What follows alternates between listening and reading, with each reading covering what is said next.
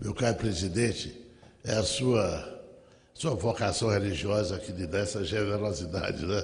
De fazer esse elogio. Senhor presidente, eu queria aqui registrar a posse do novo ministro do Tribunal Superior Eleitoral, Luiz Fux, será ocorrida no início do dia 6 de fevereiro do corrente ano, quando também tomaram posse a senhora Rosa Weber como presidente, como vice-presidente, a eminente ministra, respeitada e admirada do país inteiro, e essa grande figura humana do ministro do Superior Tribunal de Justiça, Napoleão Maia, corregedor eleitoral, aliás, continua como corregedor federal do nosso país. Senhor presidente, na sessão que antecedeu, na primeira sessão do ano eleitoral do TSE, que antecedeu a posse do eminente ministro Luiz Fux, eu tive a oportunidade de assistir a última sessão daquela colênia da Corte, que eu sempre faço quando os afazeres da Câmara me permitem fazê-lo, eu compareço às sessões do TSE. Uma pena que você podia advogar sem tempo de estudar processo, mas pelo menos a satisfação, de vez em quando, ouvir lições daqueles eminentes ministros da nossa Corte Eleitoral. E foi expedido de Gilmar Mendes. Realmente até tem ido jantar de adesão às suas excelências, que vim saber depois da sua realização. Mas, na sua despedida, senhor presidente, primeiro quero ressaltar aqui a bela exposição que ele efetuou lá no tribunal sobre a figura luminosa para o direito de Hans Kelsen, que o mundo contemporâneo deve a sua permanente reflexão sobre a obra desse grande austríaco, que viveu nos Estados Unidos, ao trabalho memorável sobre o civil jurídico do grande Alberto Bobbio. Mas Kelsen não é só grande pensador do direito, foi também o homem que teve a ideia de criar o Tribunal Eleitoral na Áustria. Foi o primeiro Tribunal Eleitoral do mundo e, originalmente, resolveram prestar uma grande homenagem com uma exposição belíssima, que, aliás, aquela exposição deveria ser o Ministério da Educação, se tivesse realmente o ensino superior preocupada com o ensino do Brasil como um todo, deveria oferecer aquela exposição a todas as escolas de direito do Brasil. Então, a sua relevância para mostrar o papel fundamental de Hans Kelsen nos estudos da teoria geral do direito. Mas, senhor presidente, na despedida do ministro da outra sessão, ministro Gilmar Mendes, quero destacar o belíssimo discurso pronunciado pelo ministro, o ex-ministro daquela corte, o advogado Marcelo Ribeiro, filho também de um pai, por sinal, foi ex-ministro do STJ e também do Tribunal Superior Eleitoral, e neto de desembargador, uma vocação, mas sua mãe também foi desembargadora, é uma família vocacionada para o direito. Mas o discurso dele foi da sua importância, que eu vi poucas vezes refletiu, em poucas palavras, o perfil de Gilmar Mendes. Ele disse com muita propriedade: Gilmar Mendes sempre foi um estudioso. Conheci-o quando era procurador da República, nos anos 80. Já naquela época dedicava-se aos estudos de forma destacada, Ele é cursado mestrado na Universidade de Brasília e em seguida na Universidade de München, na qual obteve seu doutorado. Sua área de predileção sempre foi direito constitucional e atuação das Supremas Cortes, geralmente do nosso país. Há mais de 30 anos continua Marcelo Ribeiro. Há mais de 30 anos vem produzindo importantes trabalhos doutrinários, citando os livros que sozinho, em parceria com os juristas, escreveu. Quero aqui dar um distribuimento. Eu sou ex-modesto professor de Gilmar Mendes, numa matéria área da Terra de Direito Comercial, para uma capital da República, dedicada ao direito público. E como chefe do Departamento de Direito da época, Gilmar Mendes sempre foi estudante mais estudioso, sempre pessoa alto, e sempre um homem conformado com o regime autoritário, com as prisões arbitrárias, com o desrespeito do processo legal. Acho que isso marcou profundamente a sua personalidade. Ele que veio do Mato Grosso, também de lutas renhidas da política, e destacava o legado de família ligada à velha UDN, de combate ao regime ditatorial de Vargas, essa marca de combate às injustiças, de combate de respeito ao processo legal, as garantias do direito, sempre foi uma marca de Gilmar Mendes. Profundo estudioso, ele sabia protestar com certa elegância, mas seus colegas de curso ou de residência, como seu colega do Rio Grande do Norte, o querido aluno, estimado aluno, cujo nome não me recordo agora,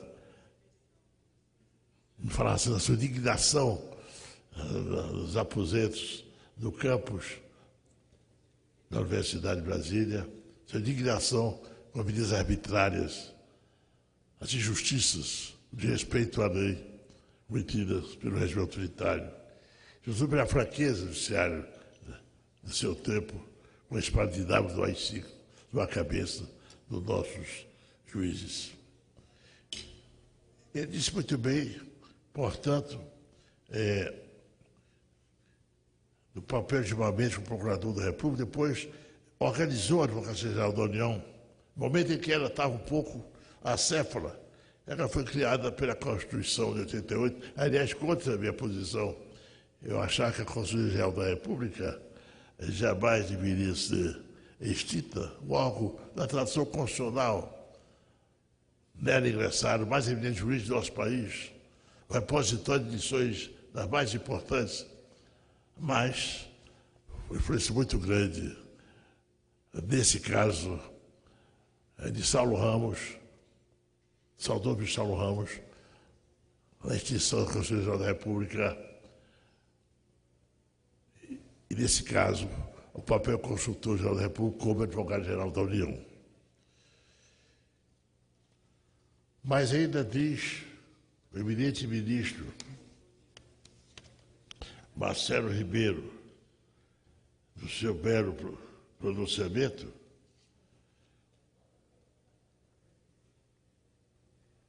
o seguinte: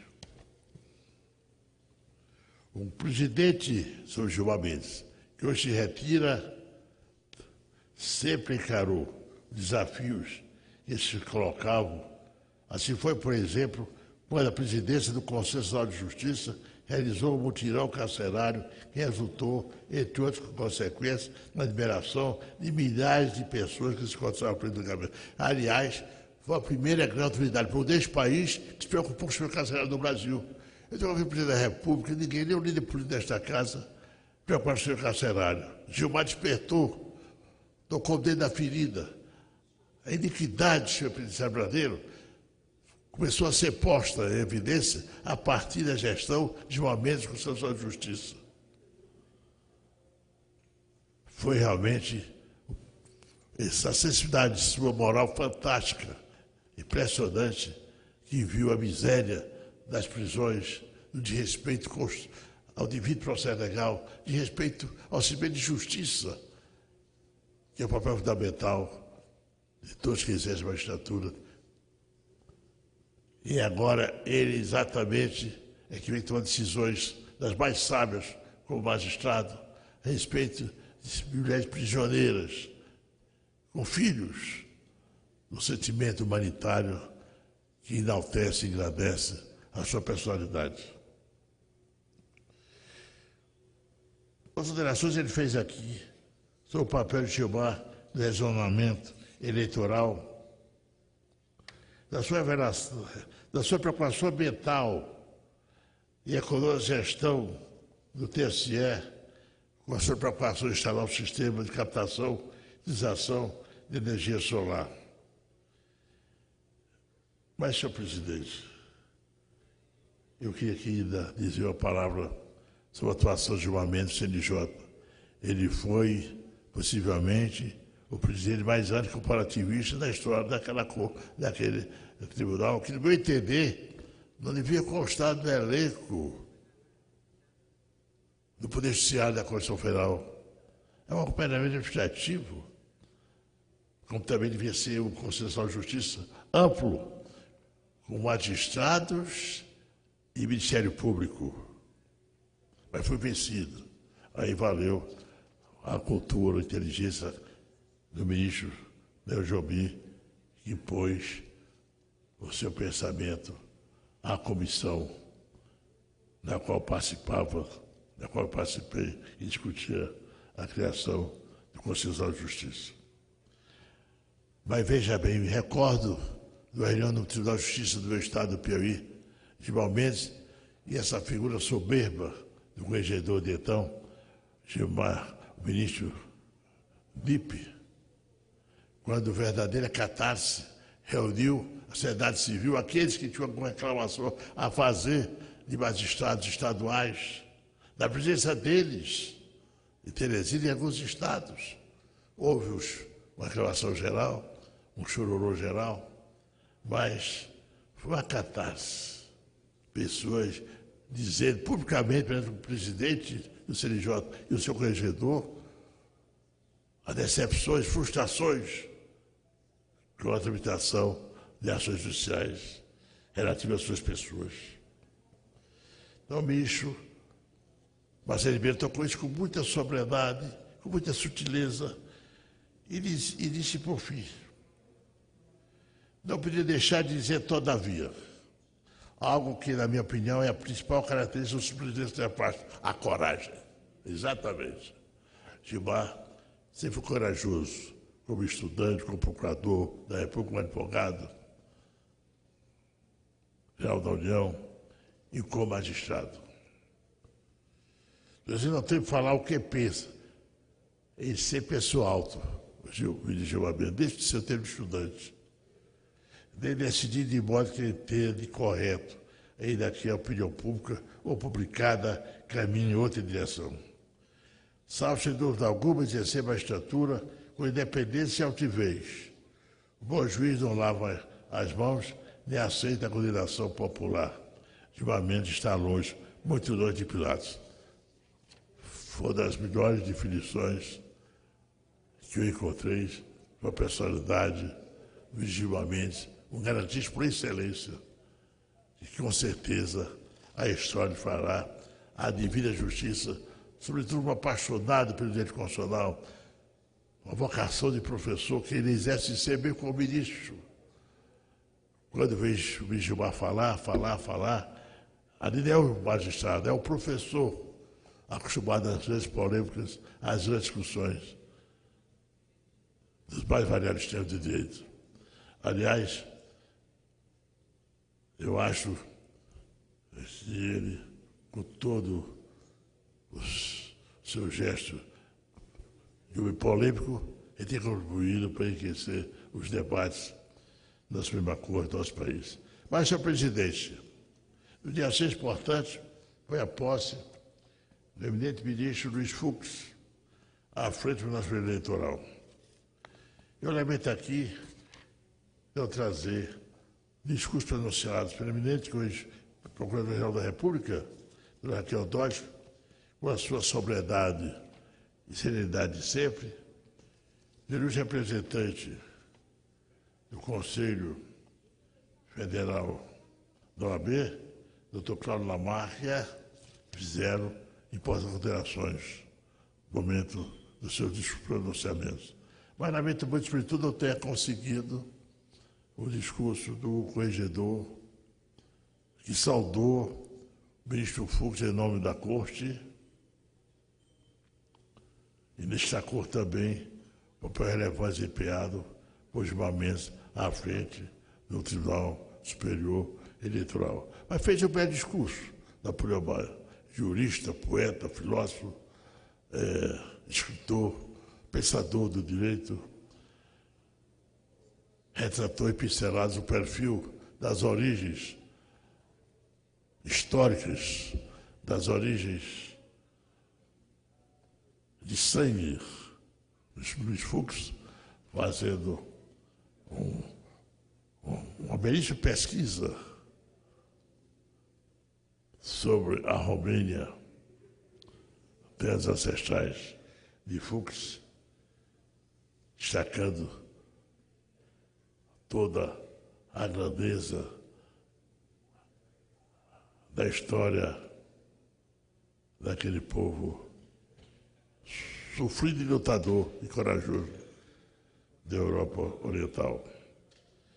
Fux, seu discurso, diz muita propriedade que está valendo naquele momento, enfrentando um desafio. A submissão era um desafio. Dizia ele com muita propriedade. Desafiador, porque teremos uma eleição presidencial que se prenuncia uma mais espinhosa, por que não dizer, a mais previsível desde 1989. E citou esse fascinante escritor tcheco, uma passagem de Milan Kundera, em seu clássico A Insustentável Devida do Ser, ao dizer: quanto mais pesado o fardo, mais próxima da terra está a nossa vida, e mais ela é real e verdadeira. Fux e o eminente ministro Luiz Roberto Barroso são dois grandes professores que têm enriquecido a antiga faculdade do Catete. No meu tempo, estudante se chamava no Rio de Janeiro, lá do Catete, com a dinheiro do Estado do Rio de Janeiro. Que nomes luminares do direito ali passaram. Uma velha tradição da escola do Catete. Hoje, Faculdade de Direito da Universidade Estadual do Rio de Janeiro. E aqui, da memória, não podia deixar de lembrar o próprio Leomar Marinheiro e vários outros nomes, Oscar Tenório, que enriqueceram a história da Universidade e da Faculdade do Catete, hoje tão bem ilustrada com as presenças do ministro Fux e de Gilberto Barroso. E disse mais adiante, esse competente e fascinante ministro Fux, inteligência privilegiada, que canta a todos, e com ele conversa, o que ouve seus votos, pela sua franqueza e lhaneza, ao dizer sim ou dizer não ao questionamento das partes. Desde o momento histórico que disse seu discurso, de vez de justiça eleitoral posicionar-se como copartícipe da sociedade, da sua ânsia virtuosa de transformação do cenário sociopolítico brasileiro, fazer do passado o símbolo do fim e do passado o símbolo do recomeço. E mais adiante, assim, reflete, uma autêntica democracia não pode prescindir de uma classe política próba e comprometida com os ideais republicanos e democráticos. E uma autêntica democracia deve, igualmente, estimular a participação dos cidadãos, leis mais relevantes no processo eleitoral. Adiante, ele diz que, apesar de todas as dificuldades do momento, diz ele, todavia, e com o otimismo que carrego em toda a minha vida, ele, que foi, digo eu, foi magistrado a vida inteira, ele tem orgulho disso, nas mais distantes cidades do Rio de Janeiro, ao Tribunal de Justiça, ao Superior Tribunal de Justiça e agora ao Supremo Federal, sempre com o ânimo, sempre com entusiasmo de julgar, de decidir, de estudar os casos. Todavia, diz ele, com otimismo que carrego em toda a minha vida, creio que essa crise seja efêmera e passageira e que vamos superá-la, resgatando a credibilidade e a confiança para o brasileiro das instâncias majoritárias. E cita aqui uma frase do presidente Theodore Roosevelt, que assumiu a presidência da República dos Estados Unidos, como foi realizado no final do século XIX, do estado de Nova York, disse uma frase que ilustra bem o sentimento de Sua Excelência. Toda ventania é presságio de bom tempo, mas nada vale a pena não conquistado com esforço. E diz, senhoras e senhores, a atuação positiva do Tribunal Superior Eleitoral será alicerçada em pilares fundamentais. Aplicar essa legislação à lei da ficha limpa das eleições de 2018 e combater procedimentos artificiais das fake news.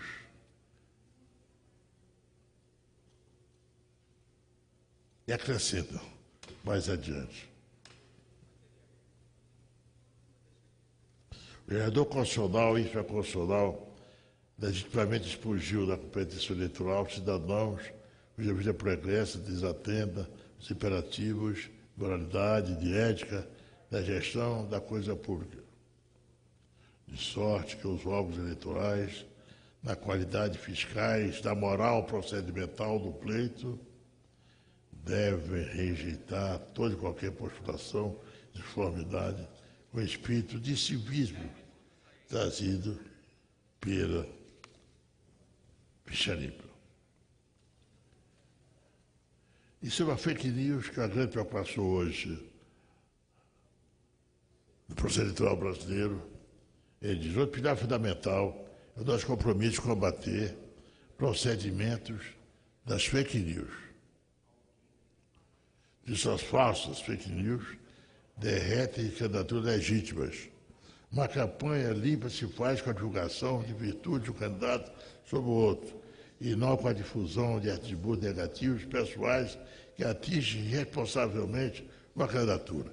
Essa é uma bela lição e um grande exemplo do que poder esperar da administração do ministro Luiz Fux. Senhor presidente, o tempo, felizmente, não me permite mais considerações sobre o discurso de Sua Excelência ao assumir a presidência do Tribunal Superior Eleitoral. Mas é importante aqui reproduzir uma reflexão, no meu entender dele, muito importante. As competências constitucionais devem ser exercidas com enxugamento e não com uma falsa harmonia travestida de condescendência. E cita, isso que é muito importante, no Brasil, acho que a cultura jurídica esquece muito da grande contribuição do direito constitucional americano, virtude da lição magnânima do federalista, cujas lições são eternas, insuperáveis. Esse cidadão James Madison diz assim, James Madison já entrevira esse pacto de felicidade na clássica obra O Federalista. Bom governo pressupõe duas condições. Primeiro, fidelidade a seu objetivo, e a felicidade do povo.